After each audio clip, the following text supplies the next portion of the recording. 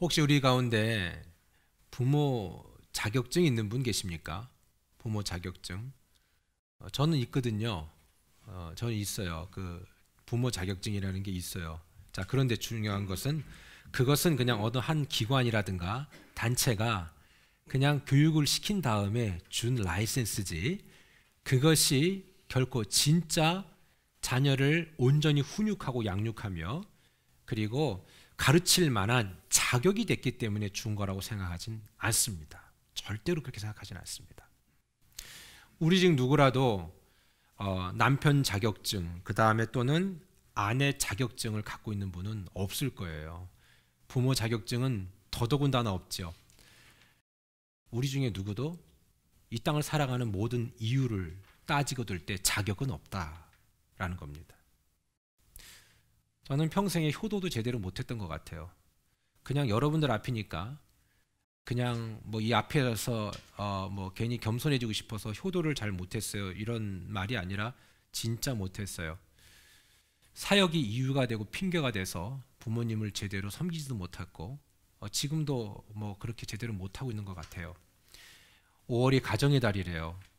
여러분, 효도는요 억지로라도 하는 겁니다.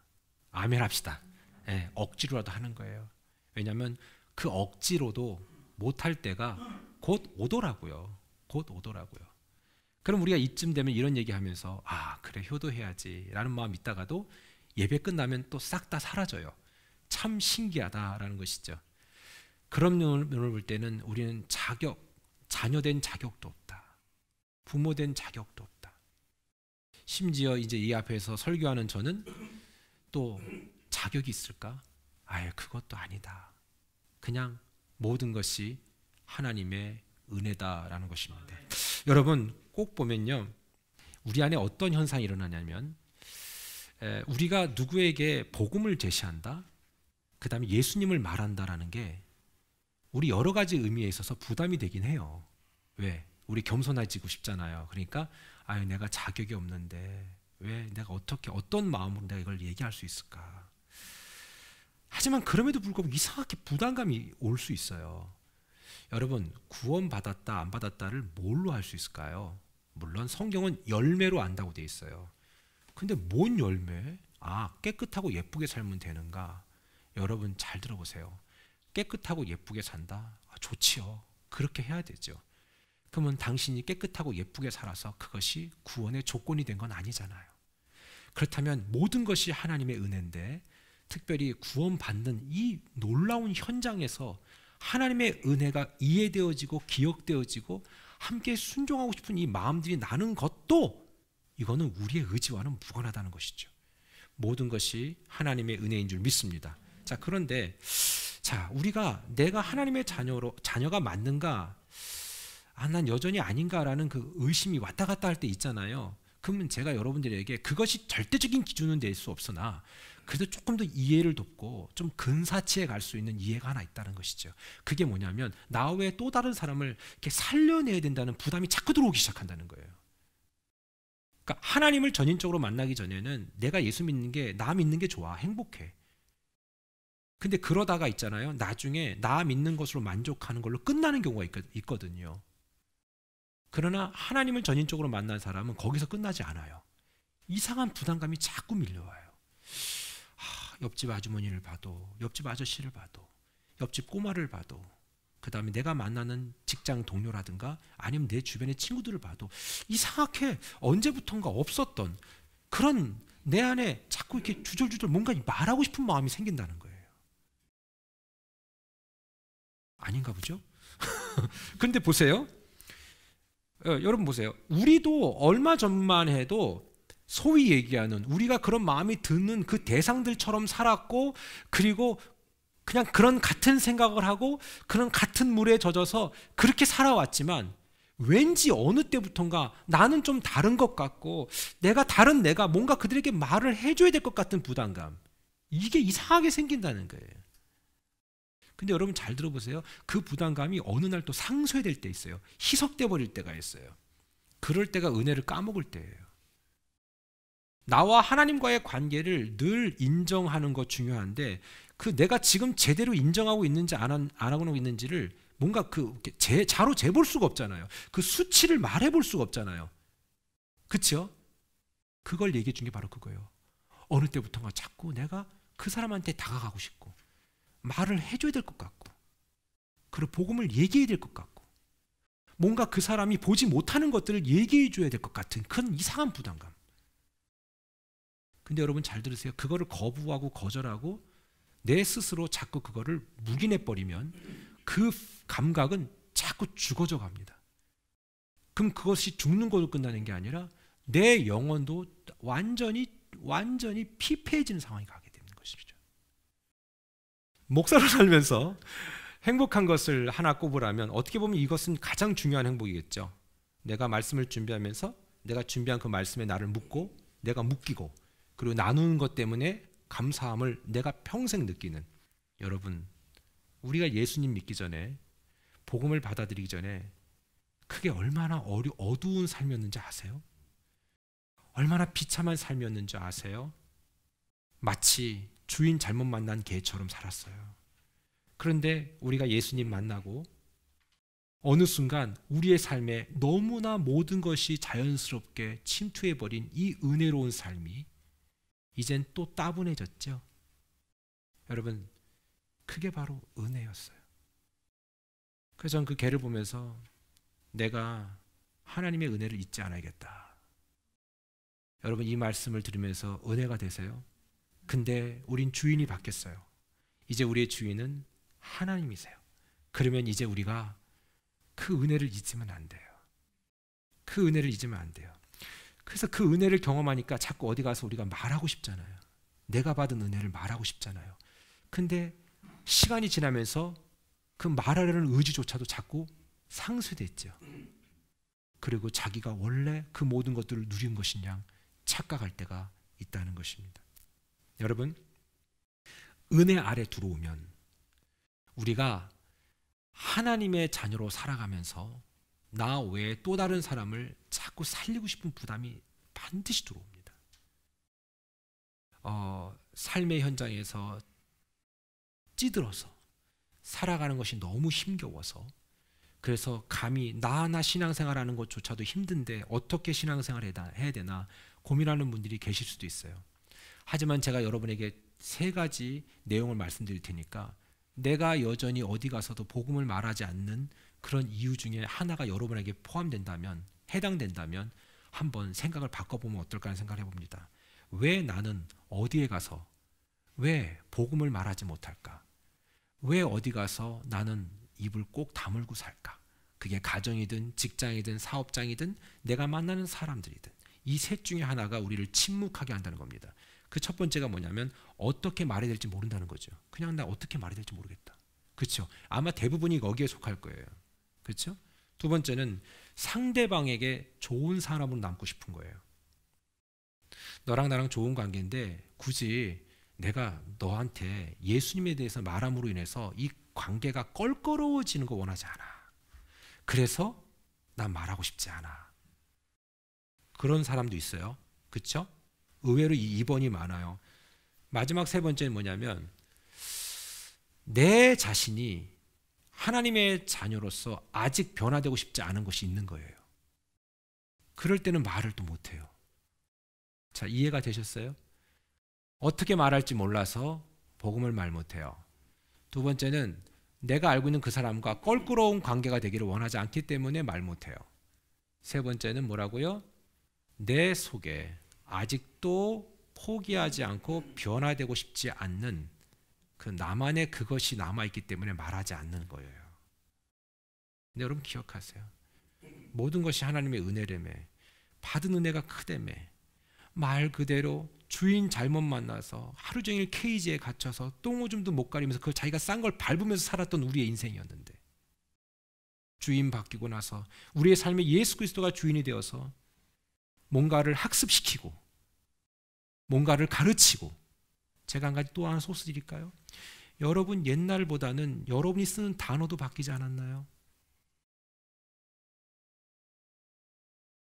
은혜 받았다는 것은요, 내가 사용하는 언어, 단어가 바뀌었다는 거예요. 우리 인생에 단 한 번도 쓰지 않았던 단어들을 이상하게 쓰기 시작한다는 거죠. 여러분, 언어라는 것은 그 사람이 쓰는 언어를 통해서 그 사람을 알 수 있어요. 그래서 사회 그룹들도요, 이 그룹에서 쓰는 언어가 있어요. 이 그룹에서 쓰는 언어가 있어요. 이 뭐냐면 자꾸 이 사람과 사람 사이에 그레이드를 두는 거. 그런데 보세요, 우리 예수님 믿으면 그게 다 무너지잖아요. 하나님의 은혜, 하나님의 이끄심. 하나님을 만난 사람을 만나면 통하는 게 있잖아요. 느낌이 같잖아요. 사용하는 언어가 같기 때문에 그래요. 하나님의 은혜를 경험하지 못한 사람은 사용하는 단어가 달라요. 그리고 그 말을 써도 이해를 못해요. 그래서 여러분들, 전 그렇게 생각합니다. 하나님께 받은 은혜가 있으면 이 은혜를 흘려보낼 수 있는, 반드시 흘려보내지 않으면 안 되는 그 부담감이 있다는 거죠. 그게 오늘 성경에 말하는 권세라는 거예요. 그게 바로 헬라어로 엑수시아라고 얘기하는데, 이게 뭐냐면 영어로 바꾸면 인플루언스, 영향력이에요. 그러니까 가만히 있어도 이 사람 뭔가 권세가 있는 거야. 뭐 굳이 교회 나와라, 너 우리 교회 가자, 뭐 이거 얘기도 중요해. 이것도 정말 중요해. 이거 되게 중요합니다. 뭐 이거 안 할래요? 이러면 안 돼. 이거 해야 돼. 그런데 그보다 더 중요한 게 뭐냐면, 가만히 있어도 뭔가 이상해, 이 사람. 그러니까 기분 나쁘게 이상한 게 아니라, 이 사람 안에 뭔가 풍성함이 있어. 여러분 보세요. 누가 여러분들 옆에 딱 갔는데, 야, 너 왜 그러냐 도대체. 나 너만 보면 진짜, 너 왜 그러니? 이거 하고, 난 당신 옆에만 가면 왠지 뭔가 기분이 좋은 것 같아. 그건 완전히 다른 거예요. 아멘? 전 여러분이 그렇게 되기를 축원합니다. 왠지 기분이 좋아지는 거 있잖아요. 이게 권세라는 거예요. 그러다 언젠간 물어보겠죠. 뭔가 힘들어할 때 그 길을 제시해 준다면 그게 영향력이고 엑수시아라는 거예요. 오늘 중요한 사실은요, 영향력이 어디서 나오냐고 물어보니까 19절로 20절에 보면 모든 민족으로 제자 삼으라는 거예요. 그러니까 이게 뭐냐면 누구한테든 복음을 제시하라. 그리고 성부와 성자와 성령의 이름으로 세례를 주라. 이게 뭐 현장으로 인도하라는 거예요. 현장으로 인도하라. 그리고 세 번째 중요한 게 모든 분부한 것을 가르쳐 지키게 하래요. 이게 양육하라는 거예요. 양육은 목회자만 하는 게 아니라 집안에서도. 그래서 잘 들어보세요. 이상하게 은혜 받은 사람은요, 뭔가 이렇게 자꾸 가르쳐요. 여러분, 우리 솔직히 해봅시다. 우리의 삶에 자녀들에게 뭔가를 가르쳐 본 적이 있어요? 우린 가르친 적 없어요. 잔소리를 했죠. 잔소리하고 가르치는 건 다른 거예요. 잔소리는요, 기분 나쁘고요. 가르치는 건 더 기분 나빠요. 그러나 잔소리는요, 가르치는 거와 다르게 남는 게 없어요. 가르치는 건 남는 게 있어요. 저도 어렸을 때 우리 부모님이 은혜 받고, 저희 같은 경우에는 조금 더 어머니가 더 많은 은혜를 받았던 것 같아요. 보통 여자분들의 영향력이잖아요. 그래서 그러다 보니까 그 어머니는 당신이 은혜 받은 대로 해보고 싶었던 거예요. 교회에서 목사님께 말씀을 들으면 그거를 임상을 해보고 싶었던 거예요. 예컨대 신년에는 뭐 아시다시피 이렇게 금식을 해라. 그러면 그거를 이제 해보고 싶은 거지. 근데 왜 그 임상의 대상이 우리가 되냐는 거죠. 근데 그걸 왜 그렇게 했어요? 그거를 그렇게 해서 엄마가 우리 애들에게 뭔가를 가르쳐주고 싶은 거라는 거죠. 물론 솔직히 얘기합니다. 저는 그 집안 식구들 그 금식할 때 매년 신년 3일을 금식을 했다고 했거든요. 애들도 다 하고 개까지 굶었는데 전 그때 빼줬어요. 너무 어리다고 빼줬어요. 그런데 그때 동참했던 사람들이 다 초등학생들이었어요. 가족들, 초등학교 이상들. 저는 초등학교보다 안 되니까 좀 빼준 거고. 제가 몇 주 전에는 혼자 침대에 누워서 가만히 생각하고 있는데, 우리 애들이 지금 다 거의 중학교 이상이잖아요. 한 명 빼고. 그럼 다 해당 사항이 있다는 얘기거든요. 내가 얘네들을 하나님의 뜻과 의를 구하기 위해서 3일을 금식을 시킬 수 있을까라는 생각이 들더라고. 나 자신이 없더라고. 나 못하겠더라고. 여러분 할 수 있어요? 나는 다 못하겠더라고. 내가 어떻게 얘네들을 그러니까 둘 중에 하나인 거예요. 예전에 우리 어머니가 우리를 3일을 금식했다는 건 둘 중에 하나야. 완전히 미쳤거나 아니면 진짜 하나님의 은혜를 너희들이 경험하기 원한다는 마음으로 시켰을 것 같아. 근데 미치진 않았잖아요. 근데 나는 못하겠는 거야. 여러분 좀 심한 말 할게요. 그래 아니야 좋은 말 하자. 그래 난 왜 이러나 몰라. 나 진짜. 여러분의 자녀들을 3일 금식 시킬 수 있어요?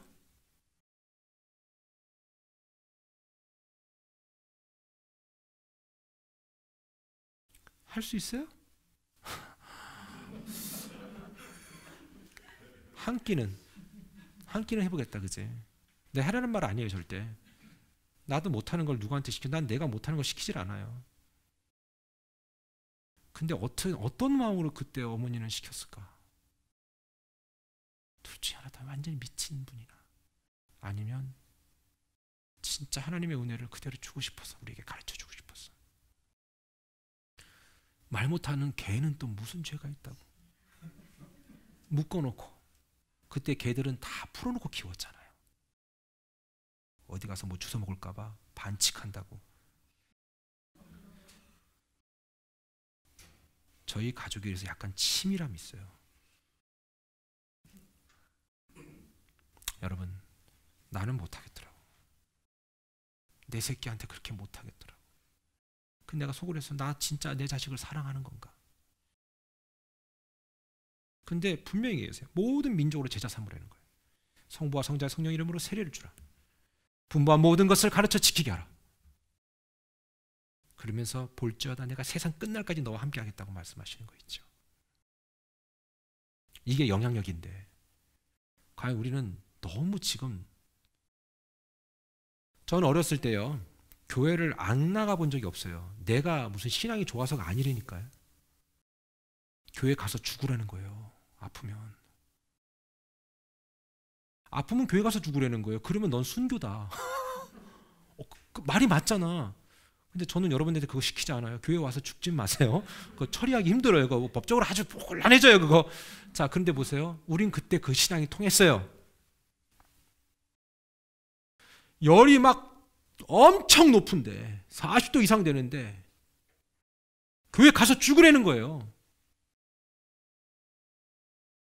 여러분 같으면 어떡하겠어요? 내가 그렇게 얘기하면 또 시험 들어 다음 주부터 안 나올걸? 우리가 그 정도밖에 안 되는 거예요. 이젠 그 정도밖에 안 나는 거예요. 코로나 때문에도 교회 안 나가는 시점인데 난 이렇게 생각해요. 정말 죄송합니다. 구원 있을까? 국가와 민족이 제도적으로 하지 말라고 하면 하지 말아야 돼. 그건 그게 아니라면 내 믿음 내가 지키는 것에 무언가의 영향을 받는다면 그 믿음이 진짜일까? 한번 스스로에게 생각해 보라는 거예요. 지금 여러분한테 하는 말은 아니라는 거 아시겠죠? 그래서 저는 지금 카메라를 보고 얘기하고 있잖아요. 아니 이 땅의 모든 사람들 그나마 이 설교를 들을 수 있는 멀리 계신 분들 말고 우리 스스로에게 한번 생각해 보자. 이게 되게 위험한 발언이에요 지금. 그러나 솔직히 한번 생각해 보자.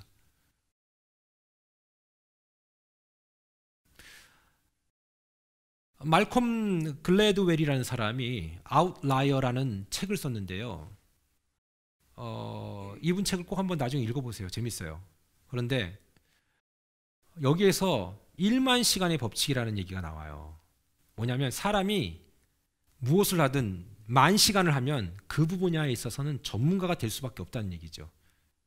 만약에 10,000시간을 했는데도 그게 아직도 내 손에 안 잡혀.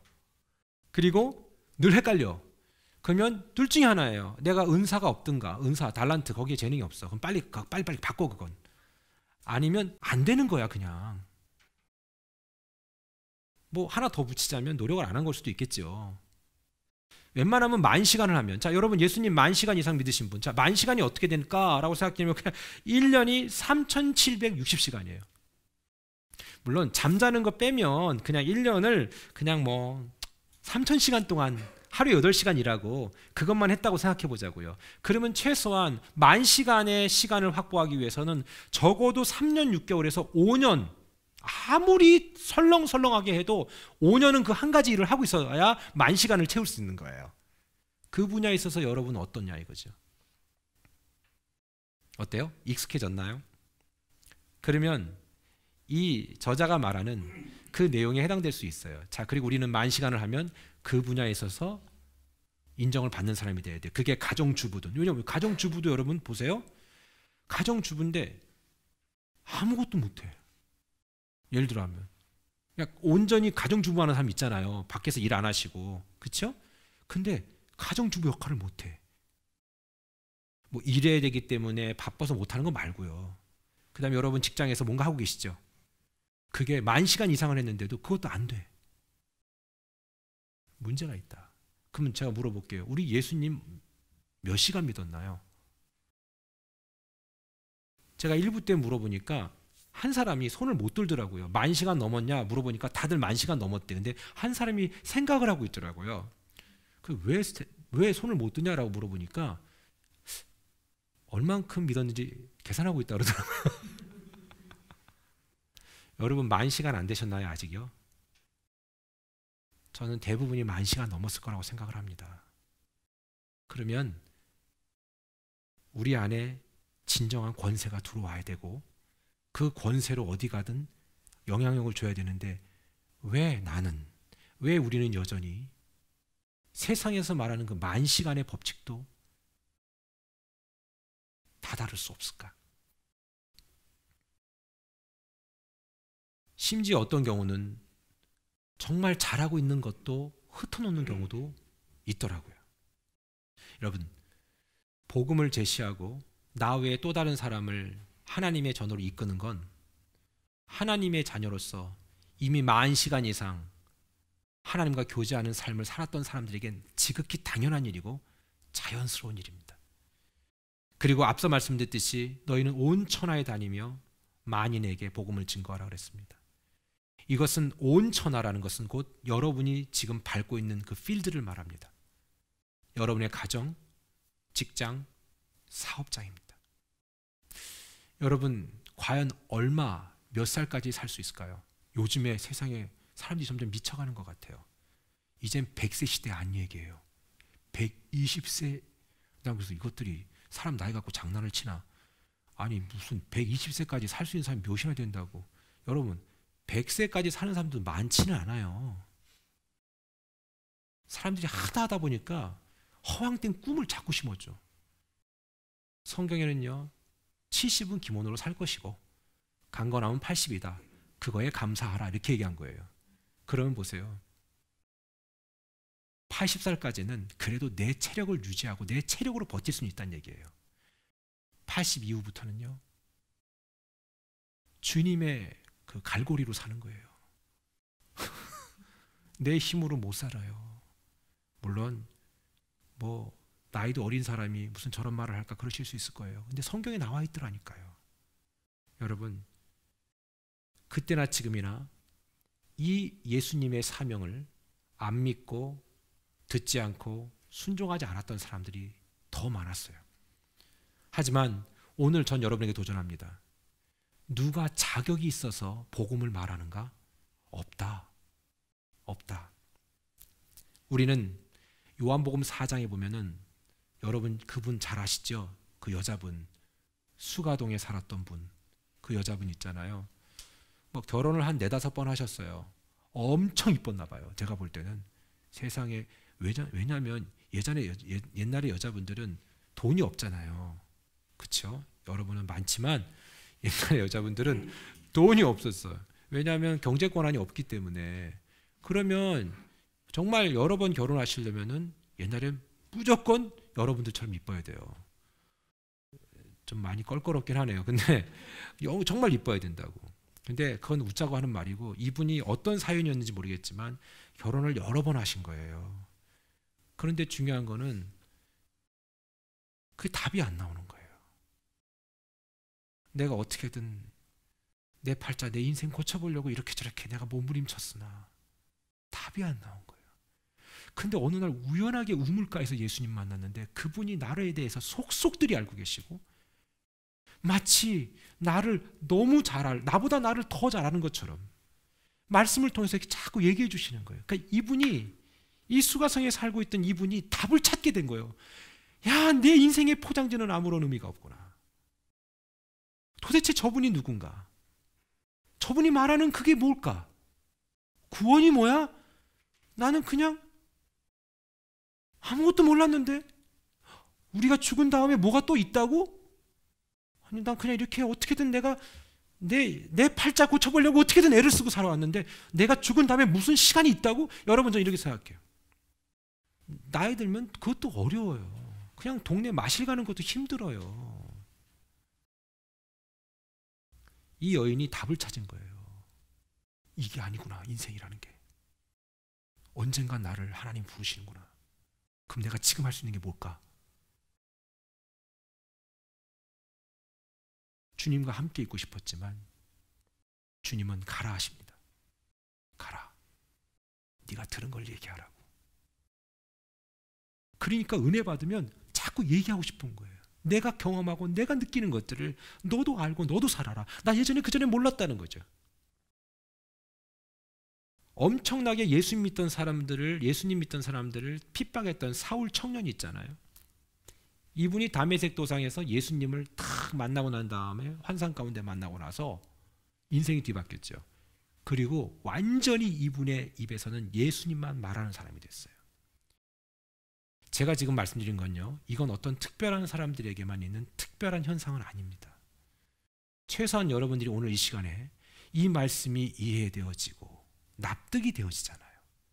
이건 기적이라는 거고, 이제 이것 때문에 여러분이 만나는 동네 아줌마, 동네 아저씨, 꼬마, 친구, 직장 동료, 내 거래처, 이 모든 사람들이 여러분의 입을 통해서 살아나야 된다는 사실이죠.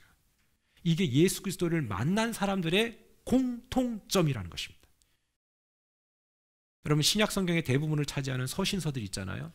이게 다 뭐냐면 다 복음 증거 현장에 있는 리더들을 위해서 제대로 어떻게 이끌어갈 것인가에 대한 매뉴얼을 보내준 편지들이 여러분이 보는 그 신약 성경의 내용들이에요. 서신들. 여기서 공통적인 게 뭐냐면 영향력이라는 겁니다. 자, 그렇다면 우리가 과연 이 일들을 어떻게 감당할까? 우린 과연 이것들에 대한 자격이 있는가? 없다. 그럼 하지 말까? 아니다라는 거죠. 왜냐하면 고린도후서 4장 7절에 우리에게 답을 얘기해줘요. 우리가 이 보배를 질그릇에 가졌으니, 보배를 질그릇에 가졌다. 클레이라는 어떤 토기 안에 이 안에 보물을 가졌다. 보물을 가졌다. 심히 큰 능력은 하나님께 있고 우리에게 있지 아니함을 알게 하려 함이라. 아멘. 제가 여러분에게 이제 퀴즈를 낼 테니까 하나 선택하세요. 자, 여기 항아리가 하나 있어요. 흙으로 만든 거예요. 근데 야, 금이 같네. 세상에 밑에 빵꾸가 났어. 그게 있어요. 근데 이 안에 세상에 집사님 금덩어리가 가득 찼어. 금덩어리가 얼마나 할까? 이만한 거면 얼마나 돼? 난 몰라. 이만한 항아리에 금이 가득 찼어. 근데 가치를 모르니까. 그 다음에 여기는 너무 화려하고 이쁜 항아리가 있어. 진짜 누가 봐도 너무 화려해. 꼭 갖고 싶어. 근데 물이 가득 찼어. 자, 이 항아리 가질래요? 이거 가질래요? 1번, 2번. 당연하지. 1번이지. 이거 갈등할 필요가 없잖아. 이걸 갈등하는 건 이제 이상한 사람들이야. 근데 또 어떤 사람 이걸 선택하는 사람도 있다? 나도 이거 가져요. 근데 이 고린도 후서 4장 7절에 우리의 상태를 얘기해 주는 거예요. 너, 우리는 클레이. 어디에다 잘못 놓기만 해도 지직 금갈 정도의 나약한 존재밖에 더 되니? 근데 그 안에 보배가 있대. 그래서 네가 가치가 있게 됐잖아. 너가 가치가 있는 게 아니라 그분이 가치 있기 때문에 네가 가치 있는 거야. 군대 가면은 사단장이 찝차를 타고 탁 지나간대잖아요. 그러면은 거기 위병이 쫙 경례를 하죠. 안 하면 죽죠. 들어올 때 지나갈 때까지 계속 이러고 있다가 지나가시면 탁 내리잖아요. 그런데 만약에 그 옆에 있던 운전병이 착각해서 지한테 하는 줄 안다면 우리 이렇게 산다니까요. 그 사단장님 보고 쫙 한 건데 지가 야씨 내가 이렇게 높아? 이건 아니잖아요. 사랑하는 여러분, 제가 초반에 말씀드렸어요. 우리 집에서 기르는 개. 난 네가 과거에 어떠한 하루의 일과를 보냈는 줄 알고, 네가 얼마나 비참하고 처참한 삶을 사는 줄 알고, 하루 종일 방치돼서 주인이 오기만을 기다리면서 낑낑거리고 울다가 그것도 안 돼서 지금까지도 고치지 못하는 고집병이 생겼다는 걸 내가 안다. 얘가 어릴 때 세팅이 안 된 게 사회성이 세팅이 안 되다 보니까 다른 동물만 보면 그냥 다 고쳤는데 그게 안 되는 거예요. 저 그때 깨달았어요. 우리 주님이라면 그것조차도 고쳤을 텐데 나는 그거를 못 고치겠다. 왜? 네 어릴 때 가장 중요한 그 사회성을 네가 놓쳤구나. 사랑하는 여러분, 전 여러분이 주님 만나면 주님 만났기 때문에 단 한 개도 남김없이 다 고침받고 회복될 수 있다고 저는 믿습니다.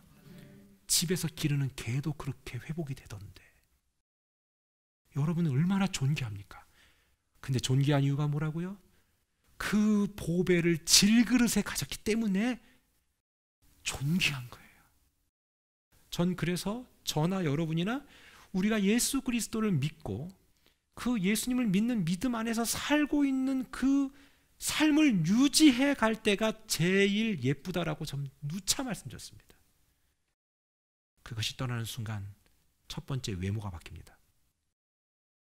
생각이 바뀌었기 때문에 삶이 바뀝니다. 은혜 받아도 이게 반대가 되죠. 기억하십시오. 자격이 있기 때문에 우리가 누군가를 가르치는 게 아니고 심지어 우리 자녀들을 가르칠 수 있는 게 아니라 나는 질그릇이고 깨지그릇이고 연약하나 내가 가진 것이 너무나도 귀하기 때문에 그게 가능한 것입니다. 여러분, 마가복음 9장 23절에는 우리가 소망이 없을 때 붙들 수 있는 좋은 말씀이 있더라고요. 이 말씀 드리고 마칠게요. 예수께서 이르시되 할 수 있거든이 무슨 말이냐? 믿는 자에게는 능치 못할 일이 없느니라. 제가 이 말씀을요 어렸을 때 수련회 갔는데 거기에 군인 아저씨가 기도하는데 지금으로 보면 20대 청년이잖아요. 근데 중학생이 수련회 갔잖아요. 군인교회에. 근데 그 군인 아저씨가 군인 형이지. 군인 형이 손을 꽉 모으고 우리 수련회에 왔으니까 자기 교회에 그 군인교회에 왔으니까 너무 좋잖아. 그러면서 그때 첫 번째 나 그 말씀을 처음 그분한테 들은 거예요. 하나님 할 수 있거든요 무슨 말이냐? 믿는 자에게 능치 못할 일이 없다고 했는데 근데 이 말을 내가 못 알아듣던 거야. 할 수 있거든이 무슨 말이냐? 있거든이? 뭐지 이게? 이 배경을 모르고 그분이 얘기한 것만 듣고 이해가 안 됐던 거죠. 근데 그 군인 아저씨가 고백했던 게 지금 그 청년이 얼마나 순수한 거예요. 여러분, 사람은 이렇게 얘기해요. 될까? 안 될 거야. 못하겠어. 난 너무 견디기 힘들어. 정말 될까?